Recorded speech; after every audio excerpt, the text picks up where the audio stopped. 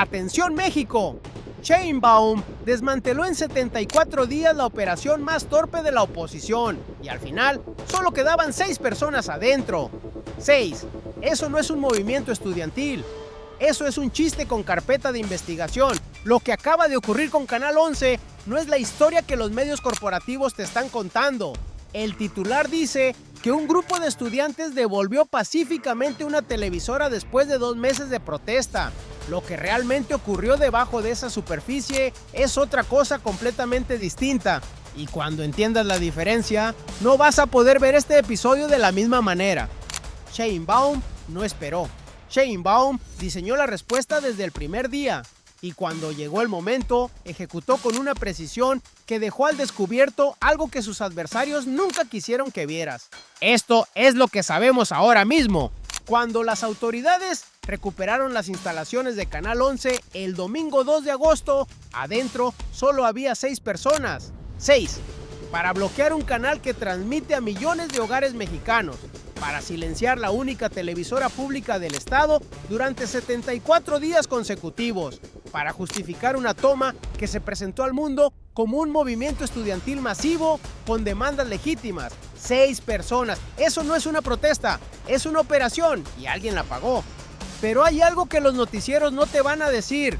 La pregunta que la Fiscalía General de la República está respondiendo en este momento no es quién tomó Canal 11, esa parte ya la sabemos. La pregunta es quién financió la operación desde afuera, quién entregó el dinero, quién organizó los víveres, quién diseñó el bloqueo para que durara exactamente lo suficiente para hacer el mayor daño posible al archivo histórico del canal.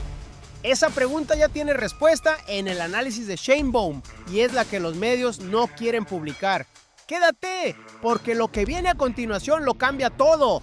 Para entender la magnitud de lo que acaba de ocurrir, hay que retroceder y entender qué es Canal 11.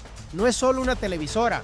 Canal 11 es el canal del Instituto Politécnico Nacional, es el canal del Estado mexicano, es la casa de más de 70 años de producción audiovisual nacional. Documentales, noticieros, programas culturales, registros históricos que no existen en ningún otro archivo del país. Es, en términos concretos, la memoria en movimiento del pueblo de México. Durante décadas, los gobiernos del PRI y del PAN trataron a los medios públicos como instrumentos de control o como activos secundarios que se podían ignorar, recortar y silenciar sin consecuencia. La lógica del viejo régimen era simple.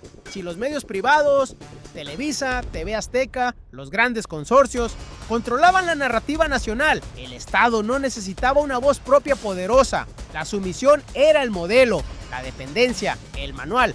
Con la cuarta transformación, eso cambió. Canal 11 recuperó inversión, recuperó autonomía editorial, recuperó audiencia, se convirtió en algo que el viejo régimen nunca permitió que fuera, un medio público que informa sin la tutela de los anunciantes corporativos, y eso, para ciertos actores, se volvió intolerable. El 20 de mayo de 2025, un grupo que se presentó como estudiantes del IPN ingresó a las instalaciones de Canal 11 con un pliego petitorio. Las demandas, según confirmó después el secretario de Educación Mario Delgado, no tenían ninguna relación con la televisora. Ninguna. Las demandas eran sobre el Politécnico, sobre becas, sobre infraestructura, sobre condiciones académicas. Ninguna de ellas involucraba a Canal 11 de ninguna forma. Y entonces llegó el dato que lo cambió todo. Si las demandas no tenían nada que ver con el canal, ¿por qué tomarlo? ¿Por qué resistir durante semanas las mesas de diálogo que la SEP ofreció en repetidas ocasiones? ¿Por qué negarse a abandonar un inmueble que no tenía ninguna relación con ninguna de sus peticiones? La respuesta a esas preguntas no está en el pliego petitorio, está en el dinero que alguien les estaba entregando desde afuera para que se quedaran. Aquí es donde el tablero se complica para sus adversarios, porque cometieron 3 errores.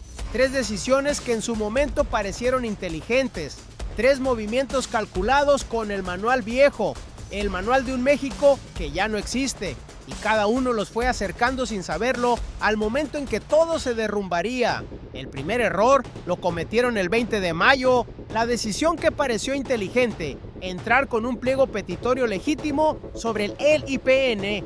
darle cobertura política para la operación bajo la figura de una protesta estudiantil con demandas concretas y verificables. Si alguien preguntaba, había un documento, había una causa, había jóvenes con nombres y carreras y razones para estar inconformes. El disfraz era perfecto, en apariencia.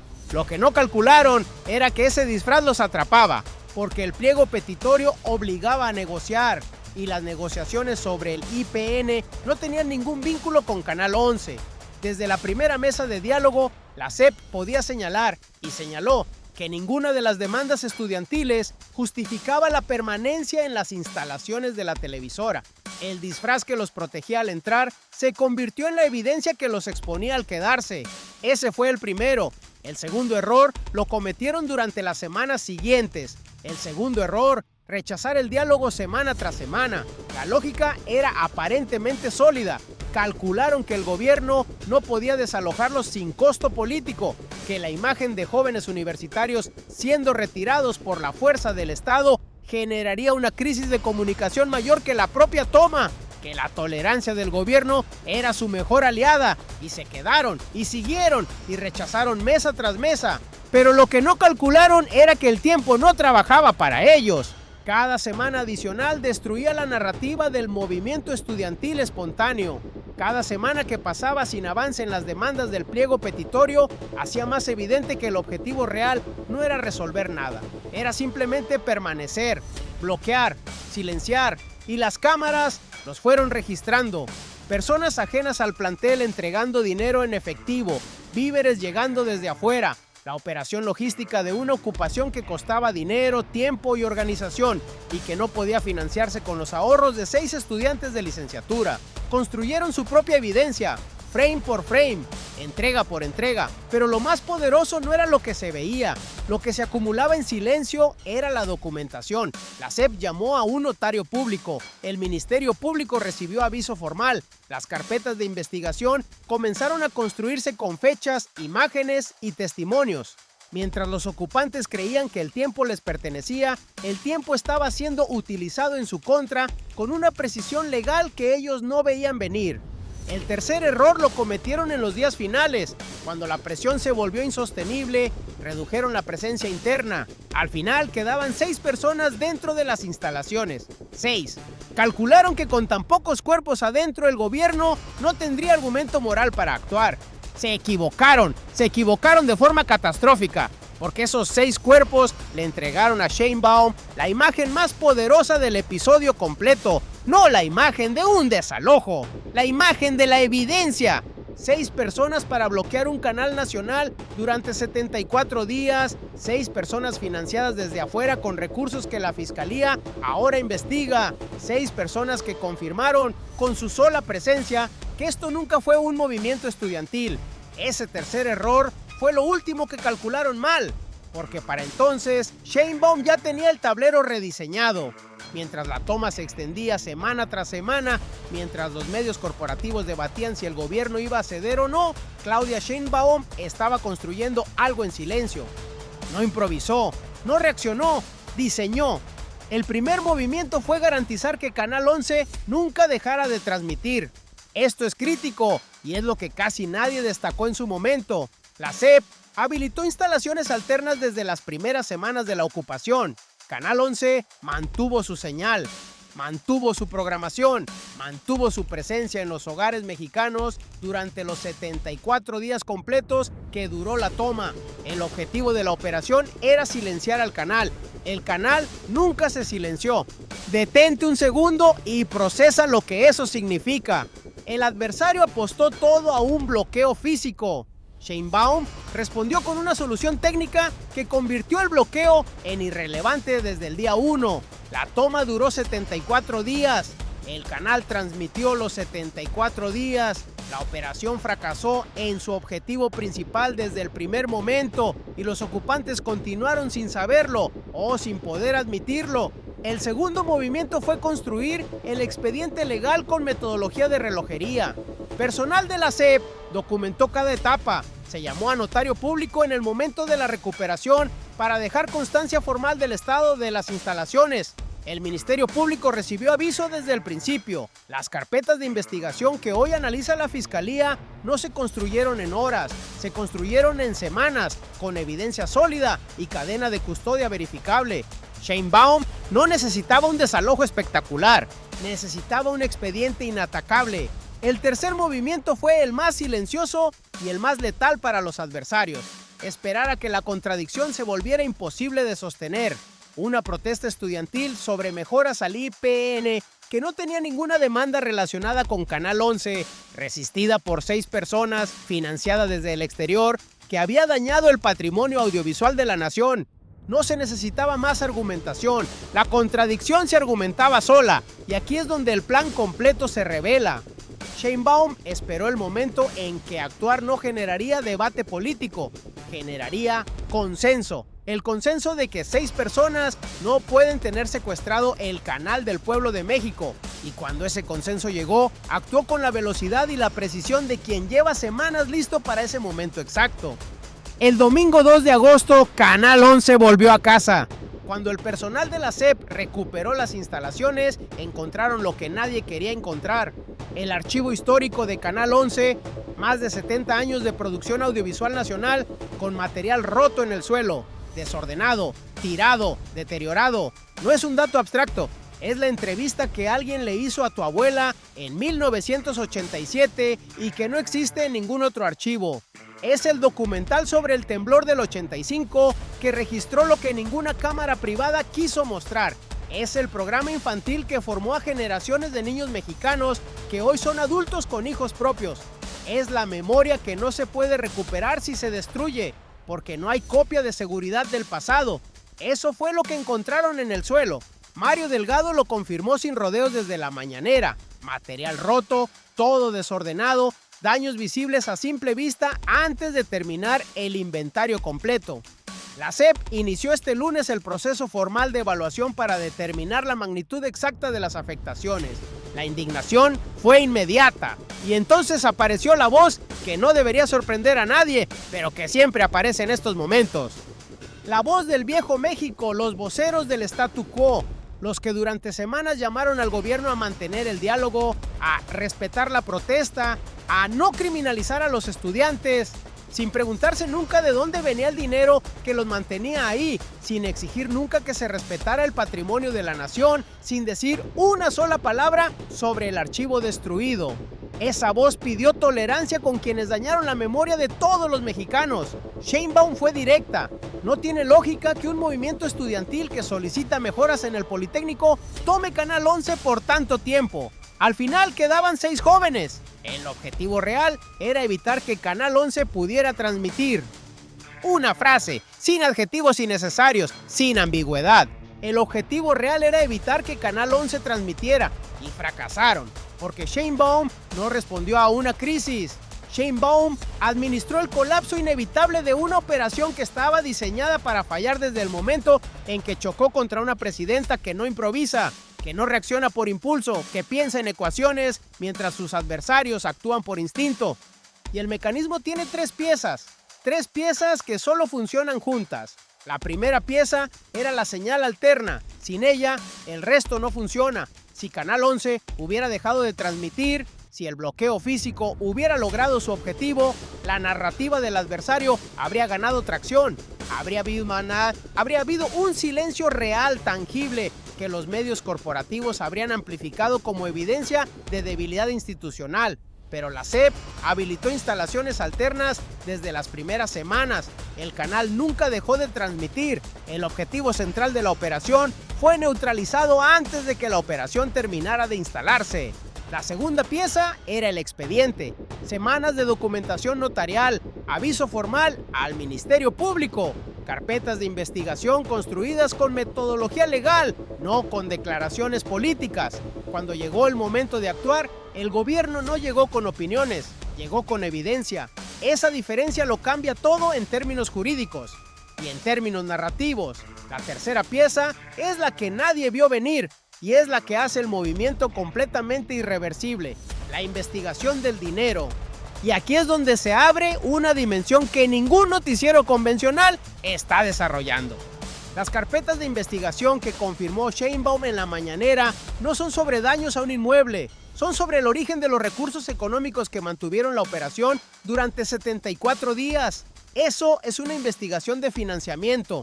Y una investigación de financiamiento no termina en 6 estudiantes, termina en quien firmó la transferencia, termina en quien organizó la logística, en quien coordinó las entregas, en quien decidió que Canal 11 era el objetivo y no el Politécnico, porque las demandas del pliego nunca tuvieron nada que ver con el canal.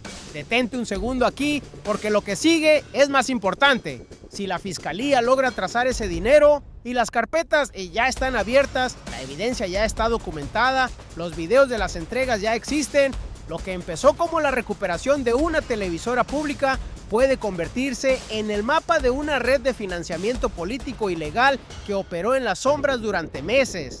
Eso no es el final de la historia, es el principio de la historia real, y aquí es donde la jugada se vuelve imparable. Lo que ocurrió con Canal 11 importa en 3 dimensiones distintas, y cada una es más grande que la anterior. Primera dimensión, lo que esto significa para el ciudadano mexicano.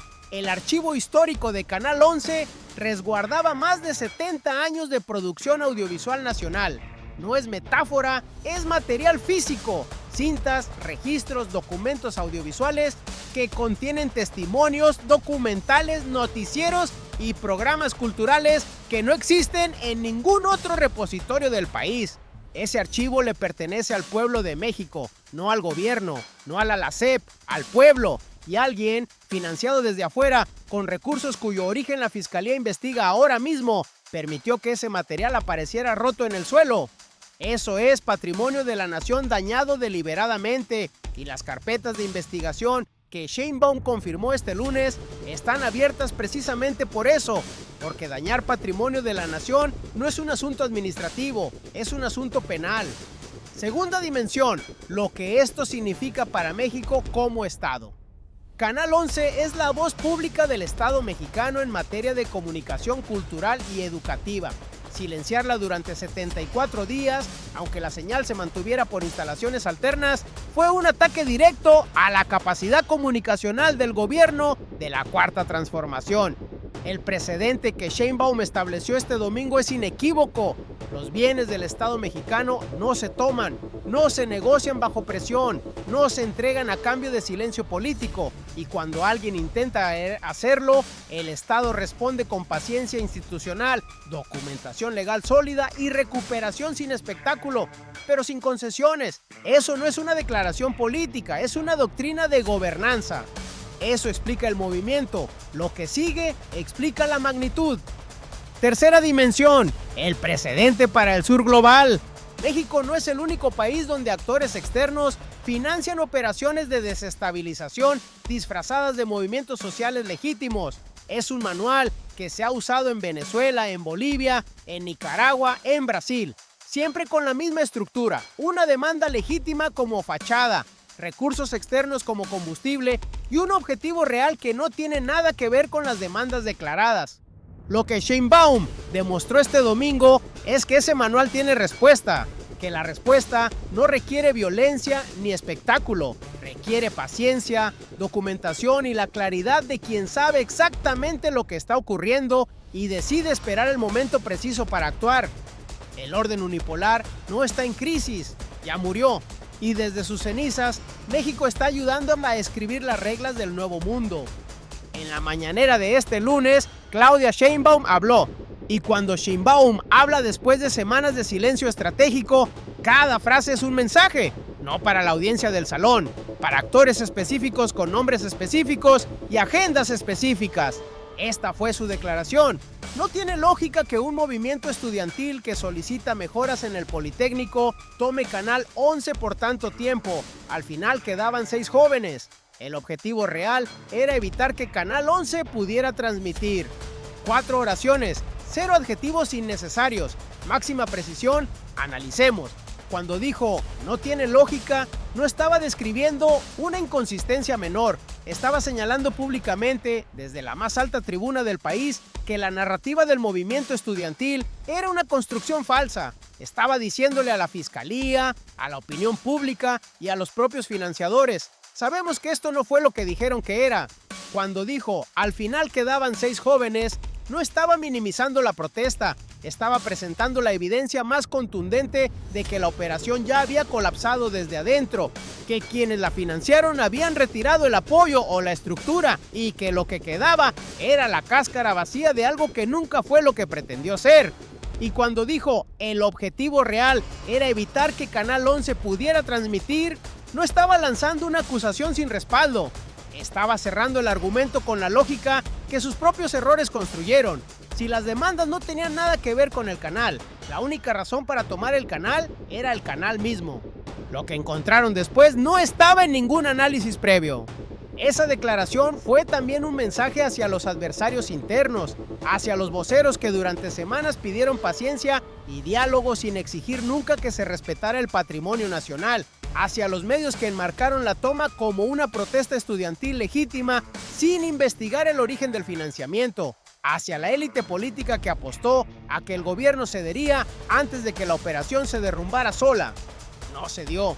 Esto es Sheinbaum. No improvisó, no reaccionó, diseñó, ejecutó y cuando habló ya había ganado. Pero la historia no terminó el domingo 2 de agosto. En este momento, mientras ves este análisis, hay una investigación abierta en la Fiscalía General de la República con un objetivo muy concreto: trazar el origen del dinero que financió 74 días de ocupación en Canal 11. Esa investigación no tiene fecha de cierre pública, pero tiene evidencia.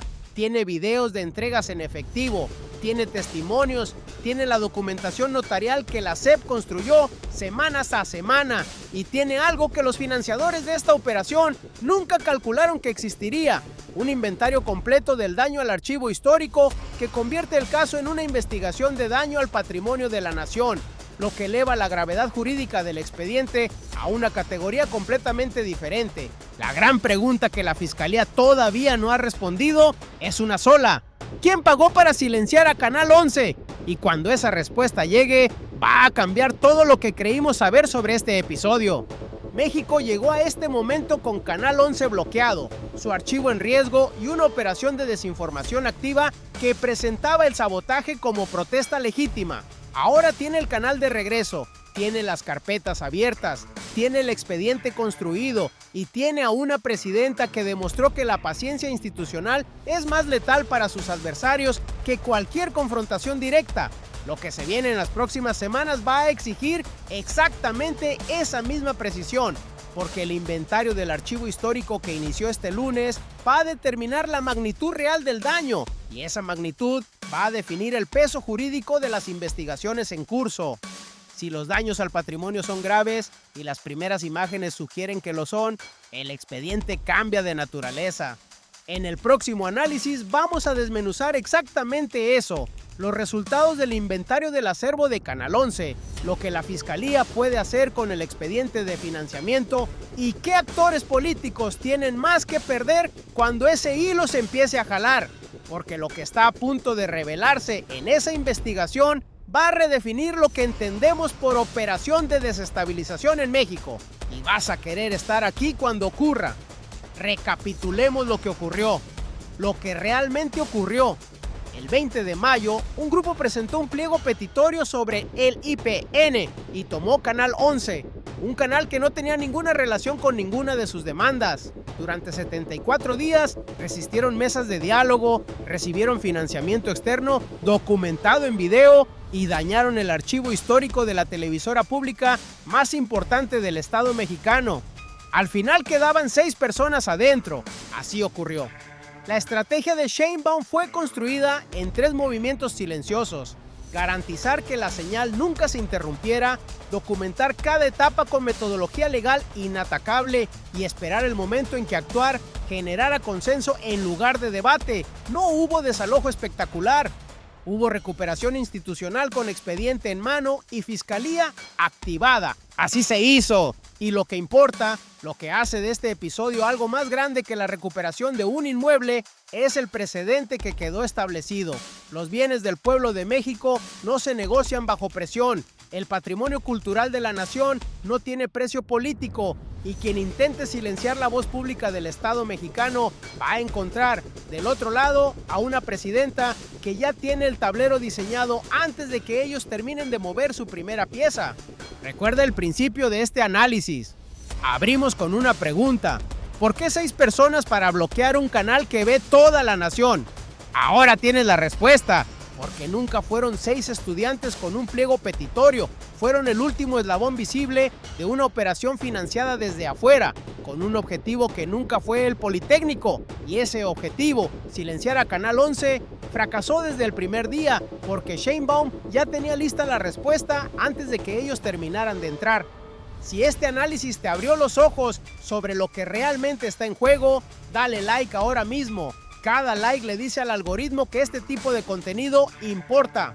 El que no te van a dar los noticieros de siempre. Suscríbete al canal y activa la campana, porque lo que viene en los próximos días, el inventario del archivo, la investigación de la fiscalía, el hilo del financiamiento, va a necesitar análisis así de profundo. Y vas a querer estar aquí. ¿Crees que la fiscalía va a llegar hasta el fondo del financiamiento? ¿O alguien va a cortar el hilo antes de que llegue a donde tiene que llegar? Escríbelo en los comentarios, porque esa respuesta define qué tan lejos está México de saber la verdad completa sobre lo que intentaron hacerle a Canal 11. Canal 11 transmitió los 74 días. La memoria de México resistió. Y quienes apostaron a que el silencio era posible, aprendieron esta semana que se equivocaron de presidenta, se equivocaron de país y se equivocaron de momento histórico. ¡Qué momento para estar vivos y ser testigos de esta transformación!